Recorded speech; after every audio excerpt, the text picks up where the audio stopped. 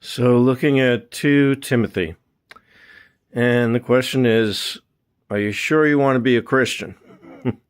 You sure that's your calling? Because you better be sure. Because it's not an easy walk. It's not an easy ride.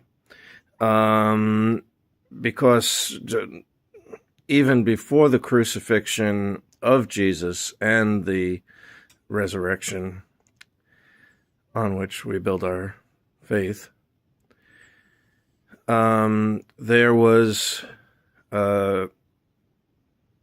Jesus saying, deny yourself, pick up your cross, and follow Jesus. But Jesus was constantly embattled, constantly involved in conflict with the religious authorities and so forth. And, if you look at Ecclesiastes, life itself is meaningless without God. So most people are chasing the wind, and they're looking for fame and fortune and whatever else that this world might have to offer. Most of it derived from sinful gain. But only with God does life have true meaning. So, but you have to keep in mind, we know what happened with Jesus. And John the Baptist had his head cut off. And Peter was crucified upside down because he didn't want to die the same death as Jesus. He didn't feel worthy. And Paul, in 2 Timothy, first of all, Paul had shipwrecks, and he was tortured in different places, and he endured a lot. He endured a tremendous amount, time and time again. But he always knew that the Lord was with him, and he always followed the Lord. But towards the end of his death, as we see in 2 Timothy, he is a broken man, even with the Lord, because he is in jail, and in jail for real, in a cold cell, and he doesn't feel that he's going to get out of this one, and he didn't. And he feels that everybody that's in the prison and others that he was communicating with have abandoned him because they felt like, well, this guy can't really be an apostle. Look at all the trouble that he's getting into.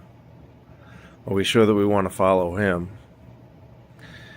Well, he's the author of most of the New Testament, so I guess that decision was made in his favor. And he's telling Timothy, look, the church in Ephesus is just a complete mess, and so many of the other churches are. It's been infiltrated by unbelievers and by spiritual leaders who are teaching demonic doctrine, and but he considered Timothy to be his spiritual son. And he said, look, I need you to go to these churches, and I need you to preach sound doctrine and to get them straightened out. And doesn't matter what else you do, except protect the doctrine, fight for it, persevere, and preach, and preach, and preach, and fight, and fight. So that's why I facetiously started this with, are you sure you want to be a Christian? Because being a Christian means suffering. It means this. It means we're going to suffer in this world. Jesus told us that. He said, you will have troubles in this world. They will hate you for my name's sake. They will hate you because they first hated me. Jesus told us that's what we would encounter. But there is the joy, there is the thrill, there is the hope, there is the deep satisfaction of knowing that we are God's children, and that those who choose not to follow Jesus, they are kind of like the disappointing children of the Lord, right? You have a parent, and then the kid just doesn't seem to work out, and he's always in trouble and causes trouble for everybody and not making a name for himself, doing anything valuable in the world. And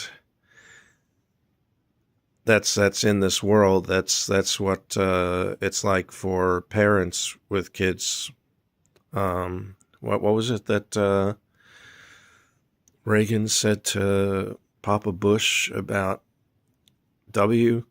That your the day that I was dreading has come. George came to me asking me to give a job to his ne'er-do-well son.